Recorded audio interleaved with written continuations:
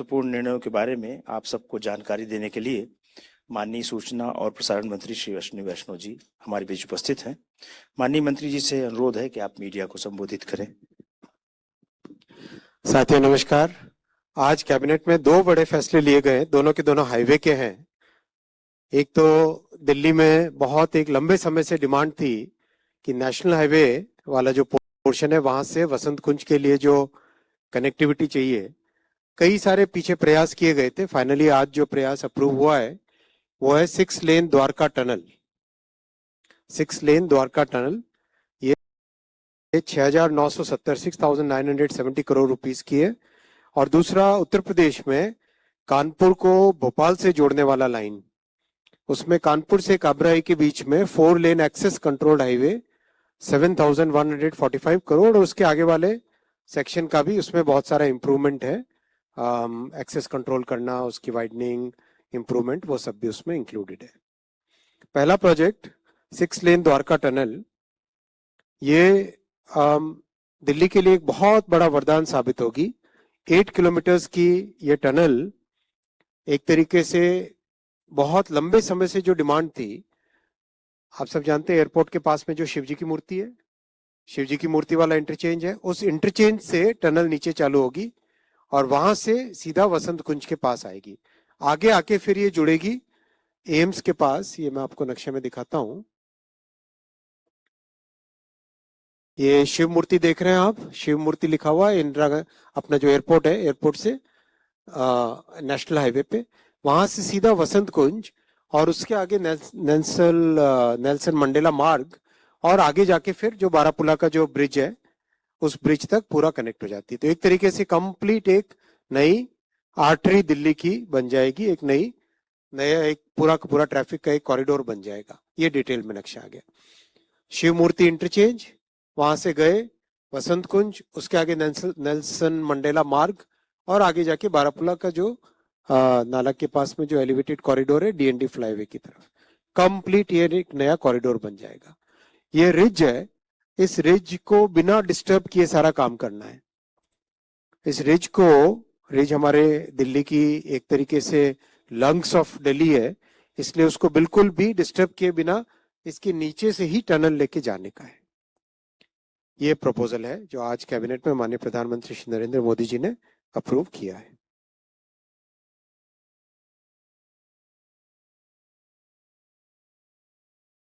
दूसरा प्रोजेक्ट है बुंदेलखंड क्षेत्र को जोड़ने वाला है उत्तर प्रदेश में। कानपुर से भोपाल का सेक्शन है बीच में, आज जो अप्रूव हुआ है 242 किलोमीटर्स का, ये कानपुर से काबराई। मैं पहले मैप दिखाता हूं आपको, उसके बाद में इस पे आते हैं। हाँ, मैप में आप देखेंगे कानपुर ऊपर, कानपुर से हमीरपुर, हमीरपुर से नीचे काबराई, काबराई महोबा, और नीचे होते भोपाल। ये कंप्लीट, ये जो अलाइनमेंट है, इस अलाइनमेंट पे, और ये अपने आप में बहुत बड़ी एक आर्टरी है पूरे बुंदेलखंड के कई हिस्सों को जोड़ने वाली, और आगे कानपुर से भोपाल की तरफ जो नेचुरल ट्रैफिक का फ्लो है उस सबको ये कैटर करेगा। इस आर्टरी में ये बड़े नक्शे पे देखें तो कानपुर, काबराई, छतरपुर, सागर, नीचे भोपाल, इस तरह का है। इसके डिटेल्स लेते हैं। अब डिटेल्स में अगर ले, 242 किलोमीटर्स का है ये, एक्सेस कंट्रोल रहेगा, कंप्लीट एक्सप्रेसवे की तरह का है।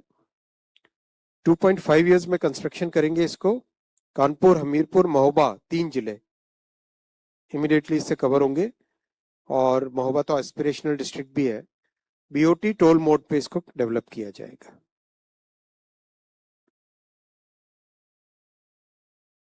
सेक्शन 1 ग्रीनफील्ड है, सेक्शन 2 ब्राउनफील्ड डेवलपमेंट है।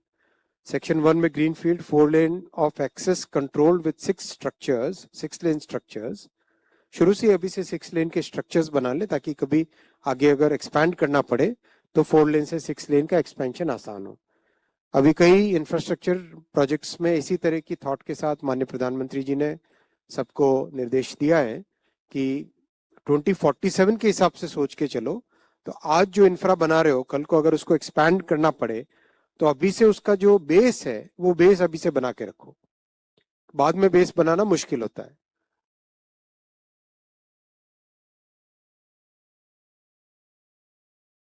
ये कंप्लीट कॉर्ड लखनऊ, कानपुर, काबरई, सागर, नीचे भोपाल, और भोपाल से आगे फिर नीचे और भी मुंबई की तरफ। इस कंप्लीट एरिया में बहुत सारी नई इकोनॉमिक एक्टिविटीज आ रही है। डिफेंस कॉरिडोर भी उधर ही बना है, जिसमें कई तरह के नए प्रोजेक्ट्स आ रहे हैं डिफेंस के, मैन्युफैक्चरिंग के। और कानपुर, घाटमपुर, हमीरपुर, काबराई, इन सब का एक इकोनॉमिक डेवलपमेंट इस प्रोजेक्ट से होगा। अभी जो 3.5 घंटे लगते हैं कानपुर से काबराई, वो मात्र 1.5 घंटे रह जाएगा, जस्ट 1.5 आवर्स रह जाएगा। ओवरऑल साथियों, एनडीए 3 माननीय प्रधानमंत्री श्री नरेंद्र मोदी जी के इस ऐतिहासिक टर्म में बहुत सारे हाईवे के, रेलवे के, मेट्रो के और इंफ्रा के प्रोजेक्ट्स बहुत सारे लिए गए हैं।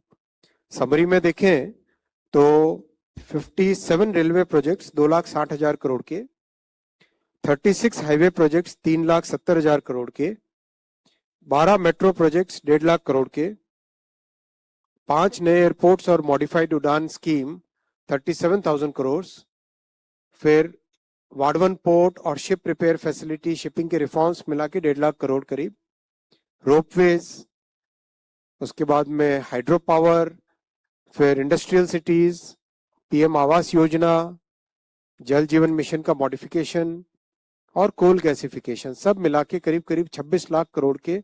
और ये सारी की सारी नींव बन रही है हमारे मध्यम वर्ग के लिए, जिनको इन इंफ्रास्ट्रक्चर प्रोजेक्ट से कई तरह के बेनिफिट्स होते हैं। जीवन आसान होता है, इकोनॉमिक एक्टिविटी बढ़ती है, रोजगार के उपाय, रोजगार के माध्यम बढ़ते हैं, और एक भविष्य का जो नींव बनानी है वो नींव इससे तैयार होती है। प्रश्न लूंगा अब आपके। Thank you, sir. So, as per the protocol, I'll start with the first row. सबसे पहले sir Sanjay Sharma, India news से।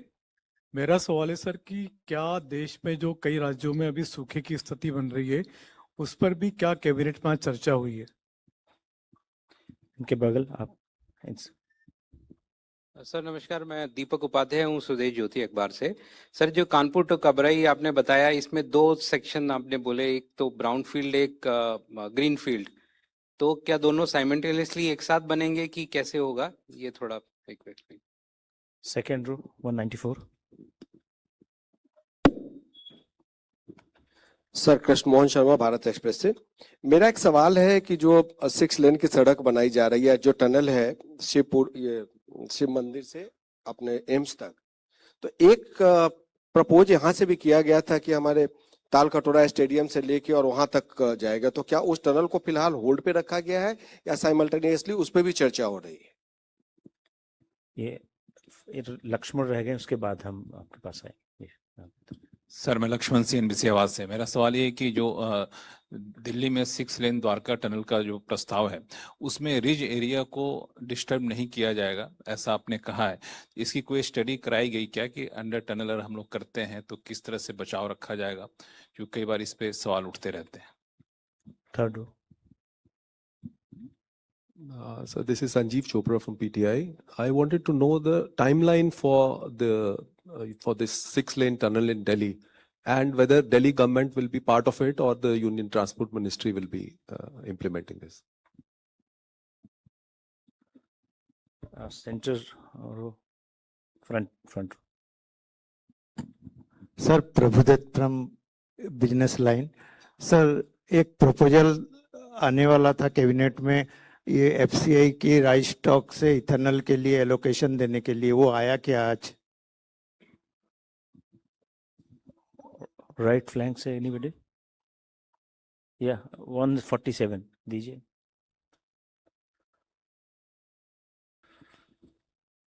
सर नमस्ते, मैं सुजीत ठाकुर, तहलका मैगजीन से। मेरा सवाल ये है कि ये जो कानपुर वाला सेक्शन जो बन रहा है भोपाल तक, तो उसमें जो कंस्ट्रक्शंस हैं उसमें पेड़ कटने वाला और नए पेड़ लगाने वाला प्रोजेक्ट्स भी आ रहे थे कि जो हाईवेज नए बनेंगे उसमें कुछ पेड़ लगाने की योजना थी साथ साथ साइमल्टेनियसली, क्या उसको करेगा? खास करके वो जो ग्रे फील्ड है हमारा। I think questions are over. अच्छा, one more. सर नमस्ते, अखिलेश एनडीटीवी से। यही सवाल था सर, जो द्वारका टनल बन रही है इसका कोई समय सीमा तय की गई, कब तक बन पाएगी? सबसे पहले दोनों प्रोजेक्ट से रिलेटेड प्रश्न लेते हैं। दोनों जो आपने कानपुर से कबराई में पूछा कि क्या दोनों एक साथ बनेंगे, जो ग्रीन फील्ड और ब्राउन फील्ड, हाँ दोनों साथ बनेंगे। 2.5 साल का टाइम है, दोनों उसमें 2.5 years में दोनों साथ मिलके बन जाएंगे। दूसरे जो प्रश्न आए सारे दिल्ली के प्रश्न हैं। रिज की बहुत डिटेल स्टडी हुई है, रिज की बहुत डिटेल स्टडी हुई है, इसकी जियो टेक्निकल इन्वेस्टिगेशन हुई है, प्रॉपर कंप्लीट एनवायरमेंटल स्टडी हुई है, इम्पैक्ट असेसमेंट हुआ है, बहुत डिटेल और बहुत लंबे समय इसकी स्टडी कंप्लीट हुई है। इसमें जो टेक्नोलॉजी यूज करेंगे वो टनल बोरिंग मेथड मशीन से करेंगे, टीबीएम से करेंगे। तो टीबीएम में क्या होता है कि एक बार शाफ्ट से टनल के अंदर जितनी डेप्थ पे जाना है उस डेप्थ पे चले गए, उसके बाद में सरफेस के साथ उसका कोई इंटरेक्शन नहीं रहेगा। उसके बाद नीचे ही नीचे टनल को बोर करते करते करते करते नेक्स्ट जगह जहां निकलना है वहां से फिर वो मशीन वापस बाहर निकलती है। टीबीएम की टेक्नोलॉजी, जैसे अभी मुंबई से ठाणे के बीच में समुद्र के नीचे की टनल बन रही है, तो जो कन्वेंशनल मेथड से बनी वो कंप्लीट हो गई। अब टनल बोरिंग मेथड से जो बनेगी उसका काम चालू करेंगे। तो टनल एक तरफ से चालू होगी मशीन और दूसरी तरफ से मशीन निकलेगी। तो टीबीएम मशीन से इसकी रिज की टेक्नोलॉजी होगी, तो उसके लिए उसके कारण कोई इम्पैक्ट नहीं आएगा रिज की जियोलॉजी में, रिज की कंप्लीट उसकी इको सिस्टम है उसमें कोई इस पे इम्पैक्ट नहीं आएगा। 5 साल का टाइमलाइन है इसका कंप्लीट करने का, 5 years का टाइमलाइन है।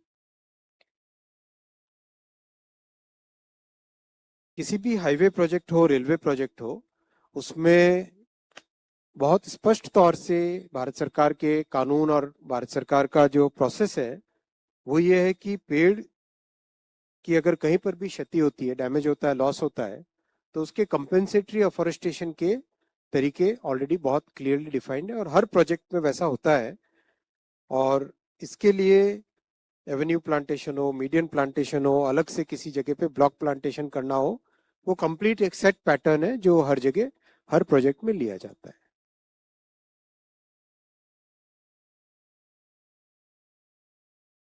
इसके अलावा जो विषय आज डिस्कस हुए और अप्रूव हुए वो मैंने आपके सामने रखे। बाकी जो यहाँ का अपना कैबिनेट ब्रीफिंग का प्रोटोकॉल है, कंजेक्चर्स कोई नहीं, जो एग्जैक्ट है वही बताना।